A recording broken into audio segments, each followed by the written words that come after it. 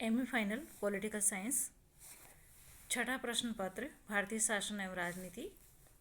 आज का हमारा टॉपिक है राज्य मंत्री परिषद तथा राज्य राजनीति में मुख्यमंत्री। पहले हम बात करना चाहेंगे राज्य मंत्री परिषद की। मित्रों, हमारे संविधान के अनुसार राज्य में राज्यपाल को परामर्श देने के लिए एक मंत्री परिषद की व्यवस्था की गई है। राज्यपाल द्वारा स्वविवेक से किए गए कार्यों के अतिरिक्त अन्य शासन संबंधी कार्यों में यह मंत्रिपरिषद उसे मंत्रणा देती है। राज्य मंत्रिपरिषद का अध्यक्ष मुख्यमंत्री होता है। मुख्यमंत्री की नियुक्ति राज्यपाल करता है। विधानसभा के बहुमत दल के नेता को मुख्यमंत्री नियुक्त करता है राज्यपाल, और मुख्यमंत्री के परामर्श पर वह अन्य मंत्रियों की नियुक्ति करता है। प्रायः राज्यपाल विधानसभा में बहुमत दल के नेता को मंत्रिमंडल के निर्माण हेतु आमंत्रित करता है, ये हम सभी जानते हैं।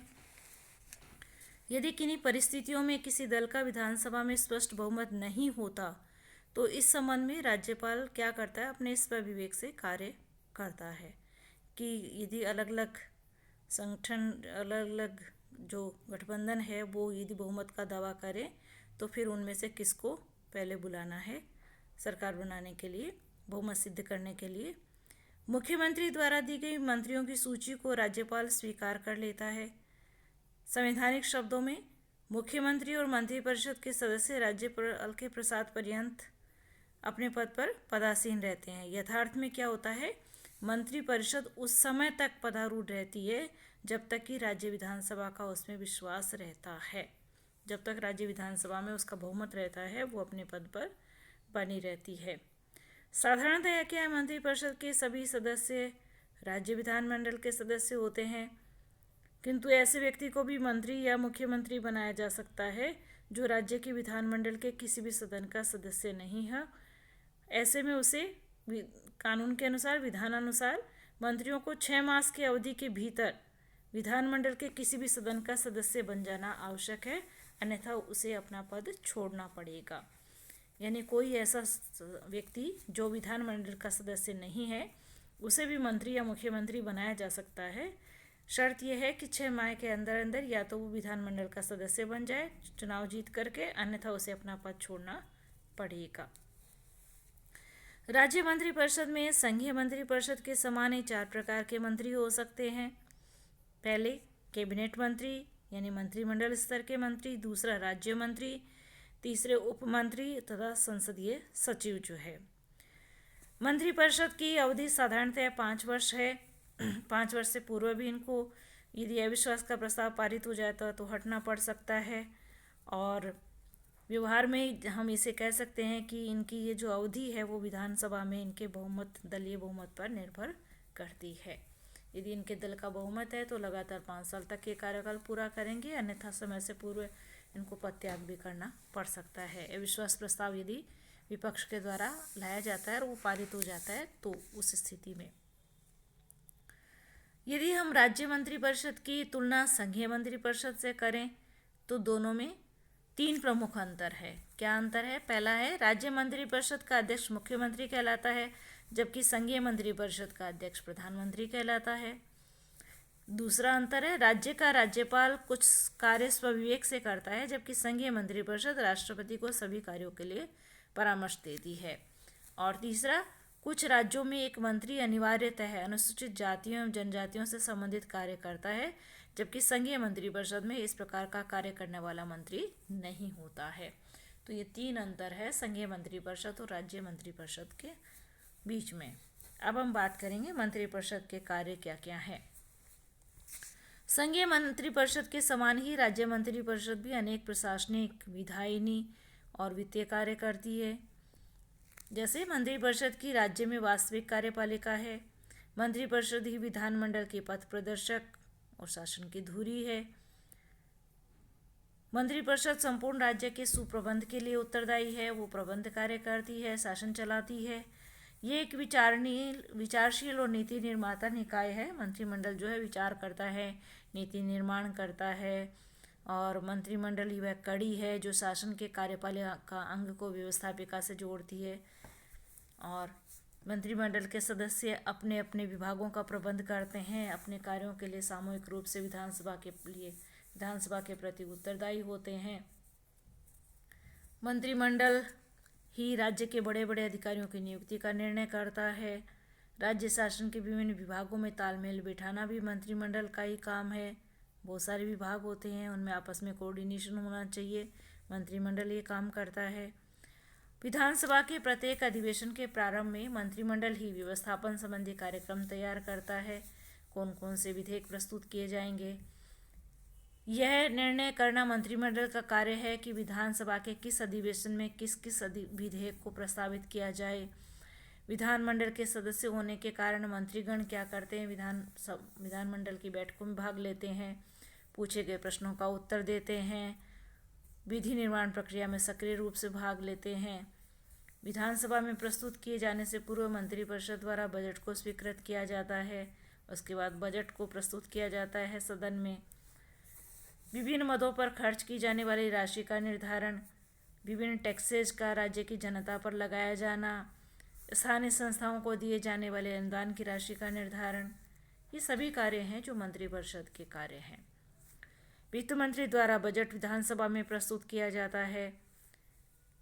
तो ये बहुत सारे कार्य हैं जो मंत्रिपरिषद करती है राज्य में।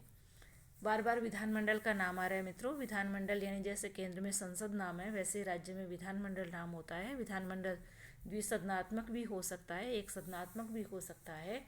जैसे कि द्विसदनात्मक यदि विधानमंडल है तो निम्न सदन विधानसभा कहलाती है और उच्च सदन जो है विधान परिषद कहलाता है।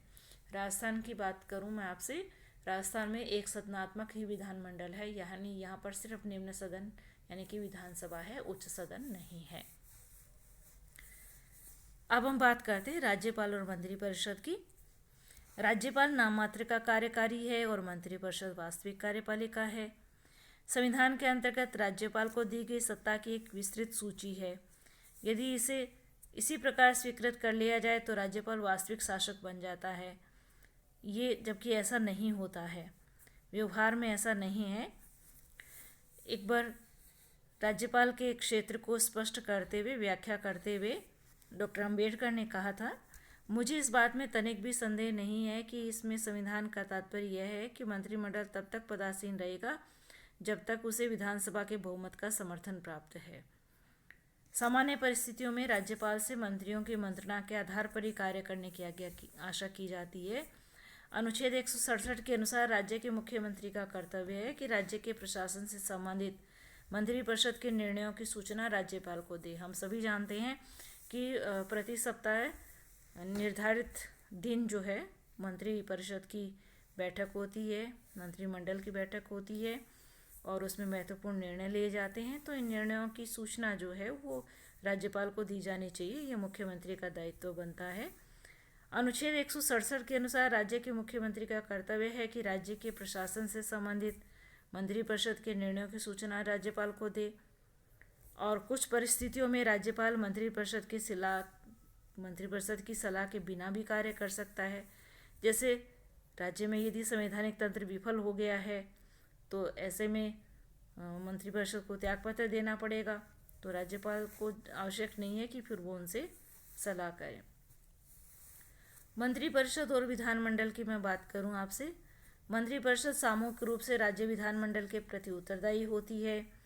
मंत्रिपरिषद अपने पद पर उसी समय तक रह सकती है जब तक कि उसे विधानसभा के बहुमत का विश्वास प्राप्त हो।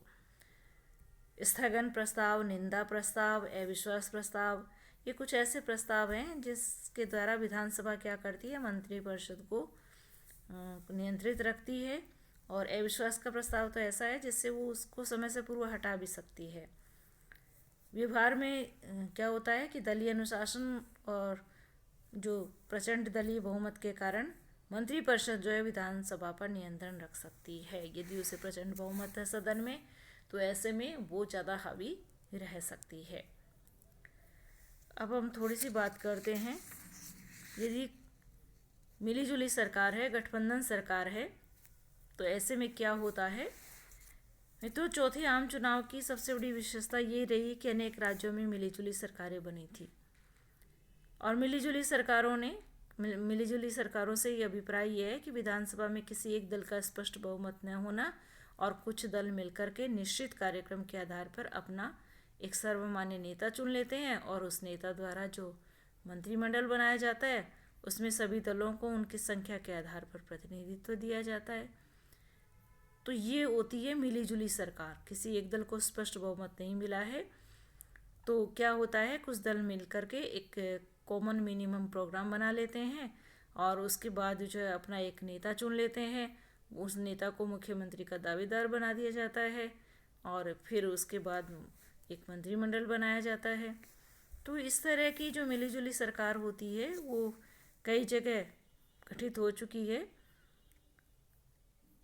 पश्चिम बंगाल, बिहार, उड़ीसा, पंजाब, उत्तर प्रदेश, मध्य प्रदेश आदि राज्यों में ऐसी सरकारें गठित हो चुकी है। ये जो मिलीजुली सरकारें होती हैं, संयुक्त मंत्रिमंडल इनके जो बनते हैं, इनके 4 प्रमुख कारण इस प्रकार हैं। पहला है कांग्रेस दल को सत्ता से हटाना एवं राज्यों से उसके एकाधिकार को समाप्त करना। ये एक कारण था जिससे कि मिलीजुली सरकारें बनी, क्योंकि किसी एक दल को स्पष्ट बहुमत नहीं मिला। कई तो चुनाव पूर्व गठबंधन करके ही चुनाव लड़ते हैं, तो इस तरह से उन्होंने यूनिटी से इस कार्य को किया। कांग्रेस दल को विघटित करना एवं उसकी फूट से लाभ उठाना भी इसका एक कारण था। और तीसरा है गैर कांग्रेसी दलों द्वारा स्वीकृत कार्यक्रम एवं नीतियों को क्रियान्वित करना। और चौथा कारण था कांग्रेस दल द्वारा स्वीकृत राष्ट्रीय मानदंडों के स्थान पर नए कीर्तिमान स्थापित करना। ये मैं आपको संयुक्त मंत्रिमंडल जो चतुर्थ आम चुनाव की सबसे बड़ी विशेषता थी कि कई राज्यों में मिलीजुली सरकारें बनी, तो उसमें कारण क्या थे मिलीजुली सरकार बनने के, तो मिलीजुली सरकारों का ये कारण था। लेकिन मित्रों, मैं आपको बता दूं, भारत में संयुक्त मंत्रिमंडल का प्रयोग जो है सभी राज्यों में सुखद नहीं रहा। कई राज्यों में सफल रहा, कई राज्यों में आपसी खींचातानी रही, मतभेद रहे और कईयों में प्रशासनिक शून्यता भी उत्पन्न हो गई थी। संयुक्त मंत्रिमंडल के युग में पश्चिम बंगाल, बिहार और हरियाणा राज्यों में तो अराजकता बढ़ी, प्रशासनिक कुशलता में कमी आई, राज्यों का विकास कार्य अवरुद्ध हुआ। तो वस्तुतः क्या है, संयुक्त मंत्रिमंडल के विभिन्न घटक दलों ने अपने स्वार्थों के लिए सामूहिक उत्तरदायित्व के सिद्धांत का भी निर्वाह नहीं किया। ये कितनी विचित्र बात होती है कि पश्चिम बंगाल के तत्कालीन मुख्यमंत्री अजय मुखर्जी को कई बार उप मुख्यमंत्री ज्योति बसु के वक्तव्यों की आलोचना करनी पड़ी। यानी मुख्यमंत्री ही अपने उप मुख्यमंत्री के वक्तव्यों की आलोचना कर रहा है। ये इसका कारण संयुक्त मंत्रिमंडल था। संयुक्त मंत्रिमंडल के निर्माण से जहां एक और दल बदल की राजनीति का जोर बढ़ा, वहीं दूसरी ओर राज्य सरकारें निर्बल हो गईं। अब ये सिद्ध हो गया है कि संयुक्त मंत्रिमंडलों का निर्माण राष्ट्रीय हित में नहीं है। ये संयुक्त मंत्रिमंडल राष्ट्रीय हित में नहीं है। किसी एक दल की स्पष्ट जो सरकार बनती है स्पष्ट बहुमत मिलने से, तो वो भली प्रकार से शासन चला सकता है और उसमें आपसी खींचतान भी नहीं होती है, प्रशासनिक शून्यता भी नहीं आती है। धन्यवाद।